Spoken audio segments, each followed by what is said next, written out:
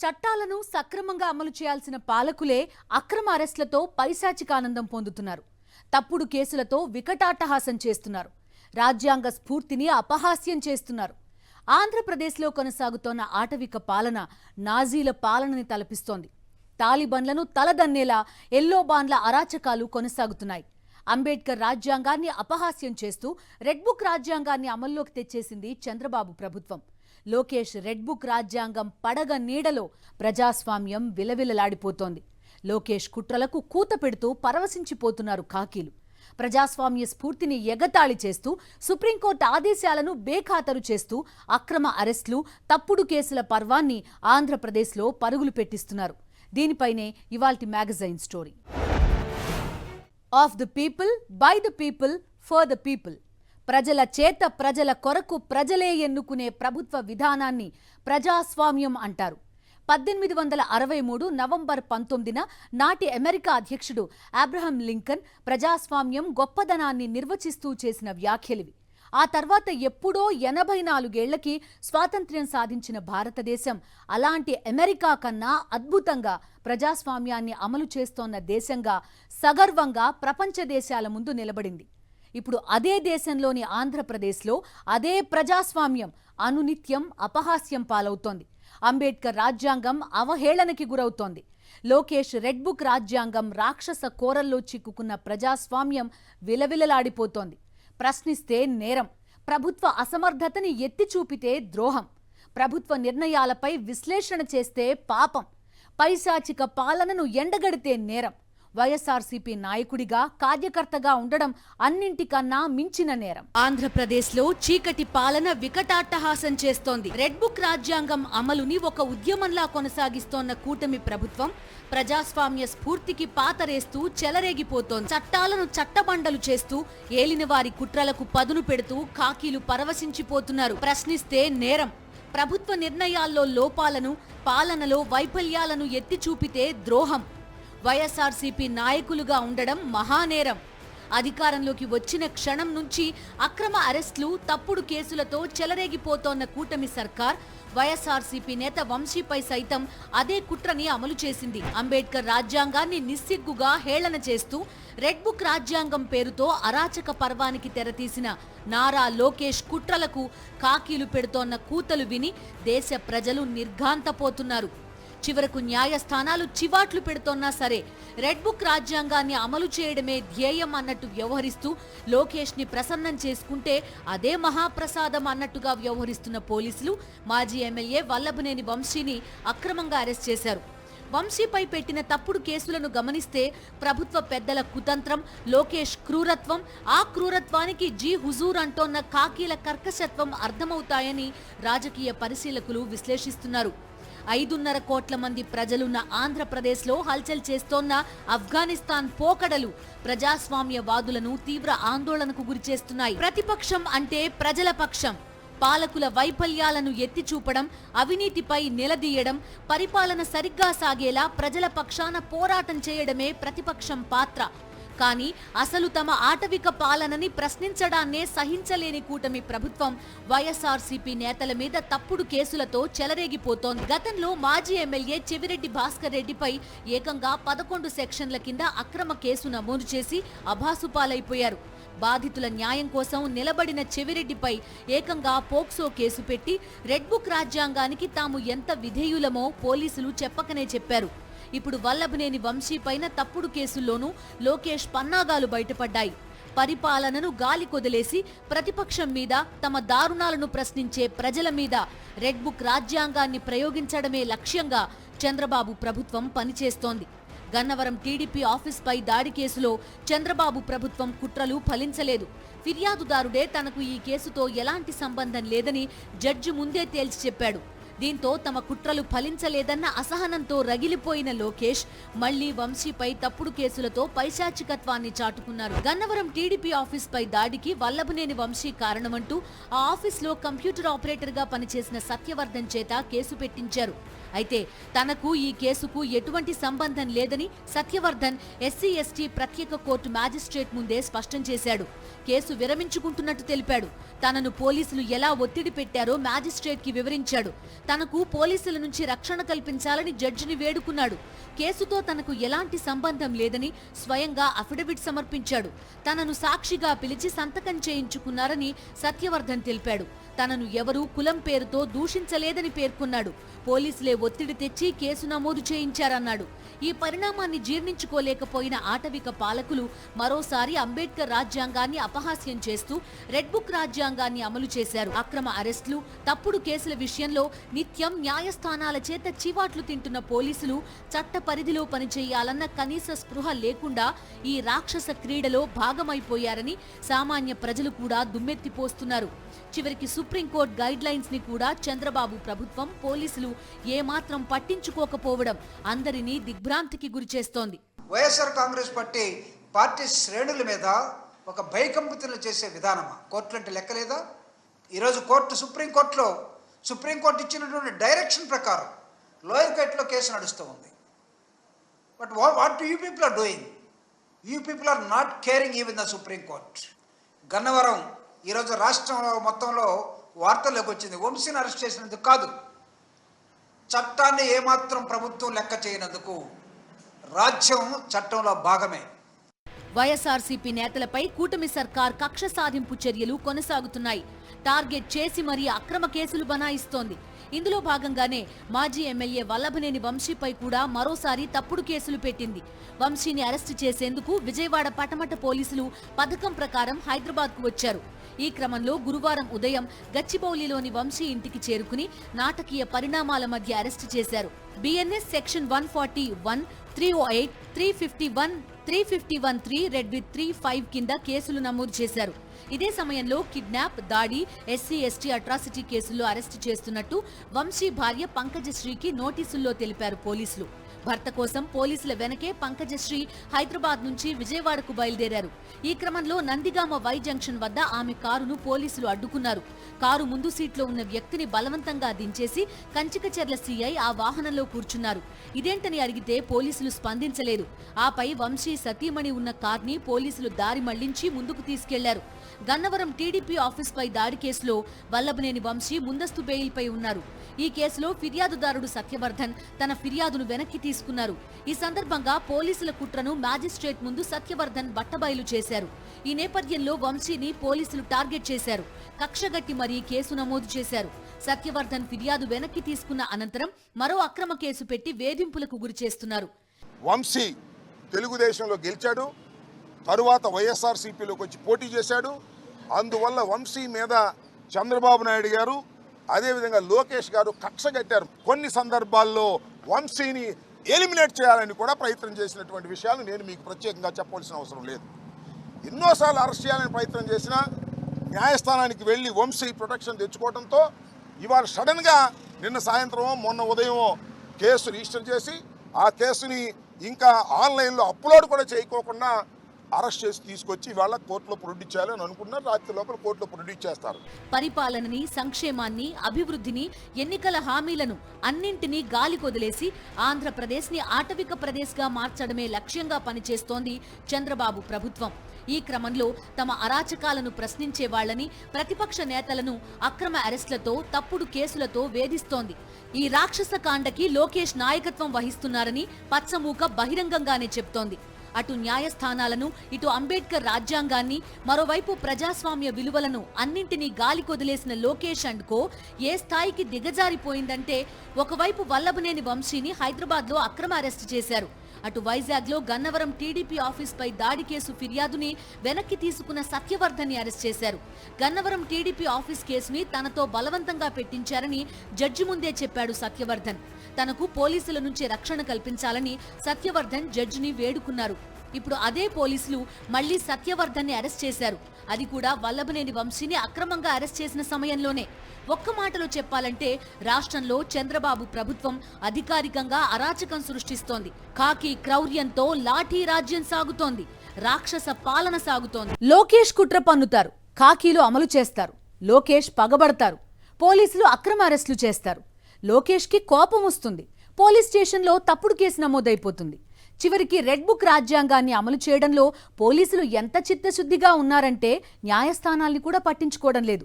భావ ప్రకటన స్వేచ్ఛని హరిస్తూ ఈ అక్రమ అరెస్టులేంటని ప్రశ్నించిన గౌరవ న్యాయస్థానాలకు కాకమ్మ కథలు చెప్తున్నారు. కోర్టుల ఆగ్రహాన్ని కూడా పట్టించుకోవడం లేదు. లోకేష్ సార్ని ప్రసన్నం చేసుకుంటే చాలు అన్నట్టు తయారైంది పరిస్థితి. క్లుప్తంగా చెప్పాలంటే ఇప్పుడు ఆంధ్రప్రదేశ్లో ఎమర్జెన్సీ రోజులను తలపించే క్రూర ఘోర పాలన సాగుతోంది. చీకటి రోజులు, ఎమర్జెన్సీని తలపించే చీకటి రోజులు, హిట్లర్ పాలనని గుర్తుకు తెస్తోన్న చీకటి రోజులు, ప్రజాస్వామ్యాన్ని ఖూనీ చేయడానికి పాలకులే కంకణం కట్టుకున్న వేళ ఇక మిగిలేది చీకటి రోజులే కదా. ఒకవైపు హత్యలతో, కిడ్నాప్లతో, రేప్లతో అతలాకుతలమవుతోన్న ఆంధ్రప్రదేశ్లో మరోవైపు భావ ప్రకటన స్వేచ్ఛపై కత్తి కట్టింది చంద్రబాబు ప్రభుత్వం. తమ పాలనలో సాగుతోన్న హింస రచనని, టీడీపీ గూండాలు చేస్తోన్న దారుణాలను ప్రశ్నిస్తున్న ప్రజలను అక్రమ అరెస్టులతో భయపెట్టాలని ప్రయత్నిస్తోంది కూటమి ప్రభుత్వం. ఎన్నికల్లో ఇచ్చిన హామీల సంగతేంటని ప్రశ్నిస్తే అరెస్ట్, శాంతి భద్రతలను పరిరక్షించడంలో పాలకుల అసమర్థతని నిలదీస్తే తప్పుడు కేసు, ప్రభుత్వ వైఫల్యాలను ఎత్తి చూపితే అర్ధరాత్రి అరెస్టులు, ప్రజలను భయపెట్టి తమ రాక్షస పాలనపై తిరుగుబాటు రాకుండా చూడాలన్నదే అసలు కుట్ర. చివరకు రాష్ట్ర హైకోర్టు పోలీసుల తీరు మీద తీవ్ర ఆగ్రహం వ్యక్తం చేస్తూ డీజీపీని కోర్టుకు పిలిపించి వివరణ కోరతామని ఆగ్రహం వ్యక్తం చేసినా కాకీల తీరులో మార్పు రావడం లేదు. ఎందుకంటే లోకేష్ రెడ్ బుక్ రాజ్యాంగం అమలులో అంతగా పోలీసులు తరించిపోతున్నారు. ఇదిగో ఇతని పేరు బొత్స రమణ. ముఖ్యమంత్రి చంద్రబాబు నాయుడు, డిప్యూటీ సీఎం పవన్ కళ్యాణ్ తదితరులను విమర్శిస్తూ సామాజిక మాధ్యమాల్లో పోస్టులు పెట్టారంటూ విశాఖపట్నం జిల్లా మద్దెలపాలెంలోని చైతన్యనగర్కు చెందిన బొత్స రమణను పోలీసులు అరెస్ట్ చేశారు. దీంతో రమణ భార్య బొత్స లక్ష్మి తన భర్తను ప్రకాశం జిల్లా పొదిలి, దర్శి పోలీసులు అక్రమంగా నిర్బంధించారని, ఆయన్ను కోర్టు ఎదుట హాజరుపరిచేలా ఆదేశాలు ఇవ్వాలని కోరుతూ హైకోర్టులో హెబియస్ కార్పస్ పిటిషన్ దాఖలు చేశారు. ఈ వ్యాజ్యంపై జస్టిస్ రావు రఘునందన్ రావు ధర్మాసనం ఇటీవల విచారణ జరిపింది. రమణను తాము అరెస్టు చేయలేదని పొదిలి, దర్శి స్టేషన్ హౌస్ ఆఫీసర్లు హైకోర్టుకు నివేదించారు. తిరిగి నవంబర్ 13న కేసు విచారణకు రాగా రమణను శ్రీకాకుళం జిల్లా ఇచ్చాపురం పోలీసులు అరెస్ట్ చేశారని, ఆయన్ను స్థానిక కోర్టు ముందు హాజరుపరచగా కోర్టు జ్యుడిషియల్ రిమాండ్ విధించినట్టు ప్రభుత్వ న్యాయవాది చెప్పారు. దీంతో హైకోర్టు ఈ కేసులో ఇచ్చాపురం ఎస్హెచ్ఓను ప్రతివాదిగా చేర్చింది. అలాగే పొదిలి, ఇచ్చాపురం ఎస్హెచ్ఓలను స్వయంగా కోర్టు ముందు హాజరు కావాలని ఆదేశించింది. తాజాగా ఫిబ్రవరి 12వ తేదీన దీనిపై విచారణ జరుపుతూ పొదిలి స్టేషన్ హౌస్ ఆఫీసర్పై ధర్మాసనం విస్మయం వ్యక్తం చేసింది. అరెస్టు విడుదల విషయంలో ఎలాంటి రికార్డు నిర్వహించకపోవడంపై ఆశ్చర్యం వ్యక్తం చేసింది. ఈ మొత్తం వ్యవహారంలో పూర్తి వివరాలతో నివేదికలు ఇవ్వాలని ప్రకాశం జిల్లా ఎస్పీ, విశాఖపట్నం పోలీస్ కమిషనర్లను ఆదేశించింది. పోలీసుల దుర్మార్గాన్ని బాధితుడి మాటల్లోనే వినండి. అక్కడ ఒంగోలులోని ఎస్పీ గారి దగ్గర హాజరుపరిచి అక్కడ నుండి పొదులికి తీసుకెళ్లారండి. పొదులిలో 5 రోజులు ఉంచారు. చాలా నరకం చూశాను. 2 రోజులు స్టేషన్లో నుంచి 3 రోజులు బొమ్మరి లాడ్జీలో పెట్టారండి నన్ను. 5 రోజులు చాలా చెప్పలేని నరకం అంటే నరకం చూశాను. అక్కడి నుండి దర్శి స్టేషన్కి తీసుకెళ్లారు. 10వ తారీఖున దర్శి స్టేషన్కి తీసుకెళ్ళి 11, 5 గంటలకి ఇచ్చాపురం తీసుకెళ్లారు. కార్లో తీసుకెళ్లారు. ఇచ్చాపురంలో ఒక ఇంట్లో పెట్టారు. నాకు చాలా భయం వేసింది. స్టేషన్కి తీసుకెళ్ళకండి, ఇంట్లో పెడుతున్నారు, లాడ్జీలో పెడుతున్నారు, చంపేస్తారా అంత ఆందోళన కలిగేది. చిన్నమ్మని అడిగారు, సిఐ గారికి దండం పెట్టుకొని చెప్పాను, సార్ నన్ను ఇంట్లో పెడుతున్నారు అని. తర్వాత 12 నైటు ప్రభుత్వ హాస్పిటల్కి తీసుకెళ్ళి 12 టైం అవుతుంది, హాస్పిటల్ కట్టిస్తుంటే డాక్టర్ గారి దగ్గర తీసుకెళ్లారు. ఇంకేం దెబ్బలు ఉన్నాయని చెక్ చేశారు. తర్వాత తెల్లవారు 5 గంటలకి జడ్జి గారి దగ్గర తీసుకెళ్లారు. 13 మార్నింగ్. అక్కడి 9:30కి నన్ను శ్రీకాకుళం 9:30కి జైలుకి పంపించారు. ఇదిగో ఇతని పేరు కటారి గోపిరాజు. ఈంది గుంటూరు. నవంబర్ 3న అక్రమంగా పోలీసులు అదుపులోకి తీసుకుని నవంబర్ 7న అరెస్టు చూపించారు. పోలీసులు అబద్ధం చెప్తున్నారని మాచవరం పోలీస్ స్టేషన్లో నవంబర్ 2 నుంచి 8వ తేదీ వరకు సీసీటీవీకి సంబంధించిన ఫుటేజ్ ని కోర్టుకు సమర్పించేలా ఆదేశాలివ్వాలని గోపిరాజు అన్న నాగరాజు హైకోర్టులో పిటిషన్ వేశారు. నాగరాజు పిటిషన్ పై గతంలో విచారణ జరిపిన జస్టిస్ రఘునందన్ రావు ధర్మాసనం ఆ సీసీటీవీ ఫుటేజ్ ని పెన్ డ్రైవ్ లో ఉంచి సంబంధిత మ్యాజిస్ట్రేట్ ముందుంచాలని పోలీసులను ఆదేశించింది. అయితే సీసీటీవీ కాలిపోయిందని, అందువల్ల ఆ ఫుటేజ్ ఇవ్వలేమని Machavaram PS station house officer affidavit వేయడంతో హైకోర్టు తీవ్రస్థాయిలో మండిపడింది. కోర్టుల వల్ల వైద్యులలో సమస్యలు వచ్చి సర్క్యూట్ కాలిపోయిందని చెప్పడంతో హైకోర్టు తీవ్ర ఆగ్రహం వ్యక్తం చేసింది. కోర్టు ఎప్పుడు సీసీటీవీ ఫుటేజ్ ఇవ్వాలని అడిగినా ఆ వెంటనే ఆ ఫుటేజ్ మిస్టీరియస్ గా మాయమైపోతోందని వ్యాఖ్యానించింది. కాలిపోయిన సీసీటీవీని తామే స్వయంగా చూస్తామని, అందుకు సంబంధించిన అన్ని పరికరాలను తమ ముందుంచాలని జిల్లా ఎస్పీని ఆదేశించింది. ఈ 2 కేసులు రెడ్ బుక్ రాజ్యాంగం పడగ నీడలో ఏపీలో ప్రజాస్వామ్యం ఎంతగా విలవిలలాడిపోతోందో చెప్పడానికి చిన్న ఉదాహరణ మాత్రమే. తమ అరాచకాలను ప్రశ్నిస్తున్న ప్రజల మీద పగబట్టిన లోకేష్ అండ్ కో చివరికి ఎమర్జెన్సీ రోజుల్లోనూ జరగనంతగా పౌర హక్కులను కాలరాస్తున్నారు. ఆంధ్రప్రదేశ్ని ఆటవిక ప్రదేశ్గా మారుస్తున్నారు. భయం, తమ అరాచకాలను ప్రశ్నిస్తారన్న భయం. ఆందోళన, తమ పాలనా వైఫల్యాలను ఎత్తి చూపుతారన్న ఆందోళన.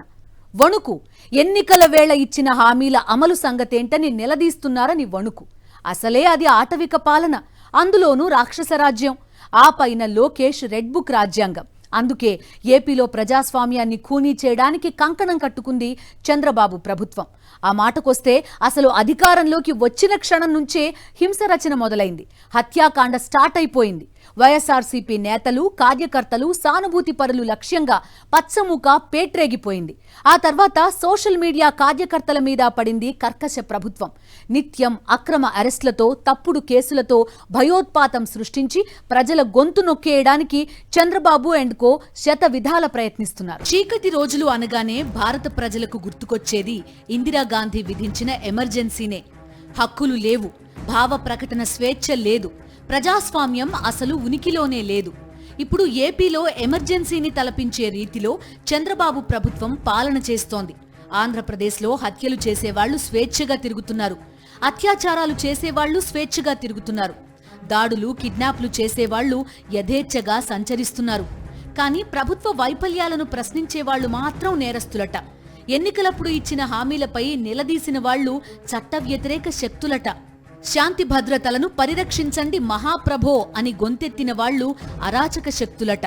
అందుకే సోషల్ మీడియా కార్యకర్తల మీద తప్పుడు కేసులు పెట్టే కార్యక్రమాన్ని, అక్రమంగా అరెస్టు చేసే కార్యక్రమాన్ని స్వయంగా లోకేష్ పర్యవేక్షిస్తున్నారని రాజకీయ వర్గాలు చెప్తున్నాయి.